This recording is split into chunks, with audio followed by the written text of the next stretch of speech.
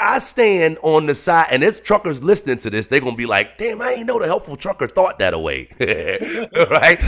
I'm hearing most owner operators say that the brokers shouldn't get at I'm hearing 5-10% that a broker should get on a deal. To me, the key words there is everything that's bought and sold. You mentioned earlier that truckers are the backbone. I don't know if you use those exact words or not, but you said something to that effect, like they're the most important piece. Well, I have a different take on that, and I'm gonna definitely give you an opportunity to speak on it. And again, I'm not one that's gonna act like I'm right all the time. I love hearing opposing opinions, for two reasons. One, I want to know how logical what I'm saying is. And if I'm right, then I want to know, well, this is something I can stand on. But if I'm wrong, I want to know as well. This is a point I might want to re-examine or stop talking about, right? So I have an affinity for sales. I've always had an affinity for sales. I also feel like you're a good person to have a discussion with because your side business consists of sales to some extent, obviously, if you're shipping out packages, right?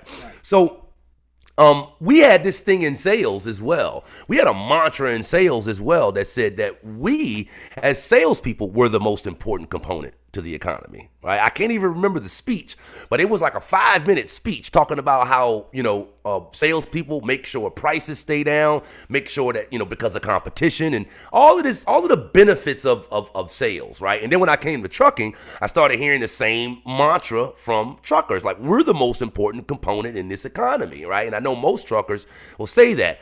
Again, I think I stand on the side, and there's truckers listening to this, they're going to be like, damn, I ain't know the helpful trucker thought that away, right? But I mean, I still feel after being in trucking that salespeople, and I know that we're not talking about unscrupulous salespeople. I'm talking about sales when you understand the core essence of what sales is. Sales when you understand, they say that everything that is bought and sold in America, for the most part, is delivered on a truck.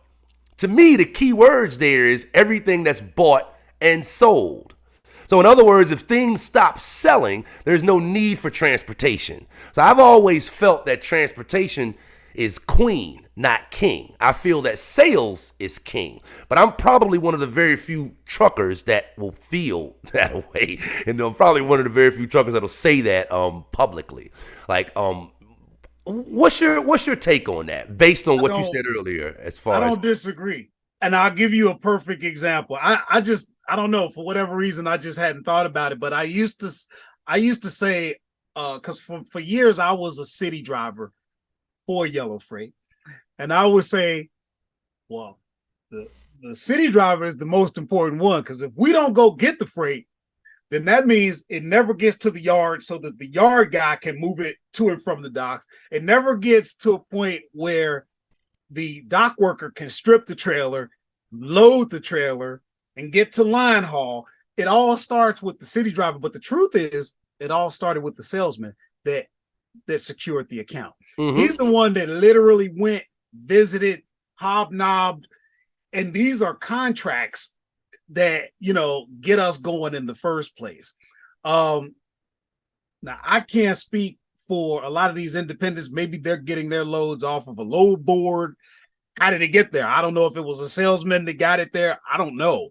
But in terms of the entire economy, I have to agree with you. It all starts with sales. Sales is the most, I would just put it like this, probably the most precious skill in any economy, because if you can't sell, nothing else matters. You do have, in some cases, some products that sell themselves. But I would say, for the most part, yeah, your most valuable piece is your salesman. If you got a business and you need to sell before anything else happens, then obviously, that salesperson is the most vital piece. So and the reason I agree with you. One of the reasons that this discussion is near and dear to me is because, going back to independents and owner operators wanting to come together in unity for greater bargaining power in the marketplace. One of the biggest complaints is how brokers deal with deal with truckers, right? A lot of truckers right now feel that brokers take too much money on the load. Most truck drivers will are talking about this, right? And truckers are talking about boycotting brokers, right? Because the broker ain't really doing nothing. That's what you hear. That's what you hear all the time. Now, again, I see the broker as the salesperson.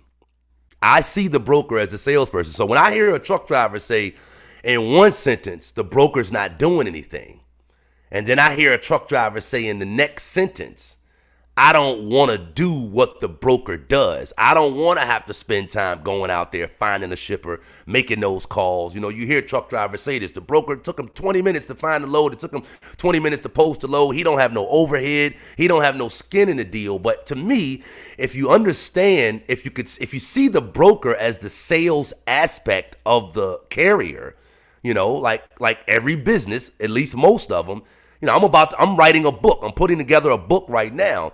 But if I can't sell the book, you know what I mean, then writing it don't matter. I still have to be versed and skilled in selling the book and marketing the book and advertising the book for the book to be able to sell. So, you know, truck drivers, what they're selling is space. And most truck drivers will acknowledge that they don't have the time to do what the broker brings to the table, finding the shipper, finding those they don't have the time to do that, right? So if you acknowledge as a truck driver that you don't have the time and or the desire to fill the role that the broker is filling, then you can't say in the next sentence that you don't see the value that the broker brings to the table.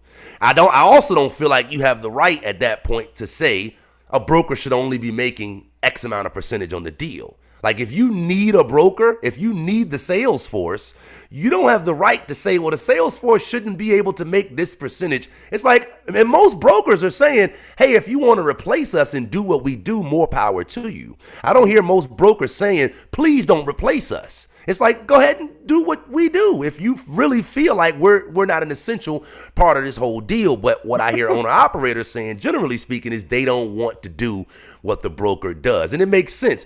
Most people don't want to sell. Most people don't want to sell. They'll provide the product, they'll provide the service, but I'm afraid to sell. I'm afraid to hear those no's. I don't want to go through all of that rejection, right? So that's one of those reasons why that discussion is so near and dear to me, because I'm hearing truck drivers complain about the brokers, and at the same time, it's like, well, go do what they do. Nah, I don't want to do that, or I can't do that. Well, then you're allowing the broker to kind of write their own ticket, in my opinion, if that's what you're bringing, because sale, it all goes back to sales being king and transportation being queen. You can't run your trucking business without the sales and marketing aspect in there, unless you're gonna do it yourself. So that's kind of I don't know. You got something you wanted to say on that?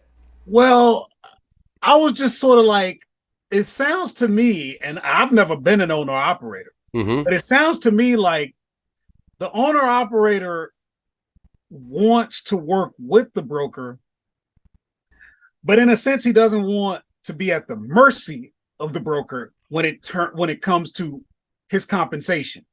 I would agree with that. How could the broker and the owner operator, how can they reach a mutual agreement? What does that driver feel should be his percentage?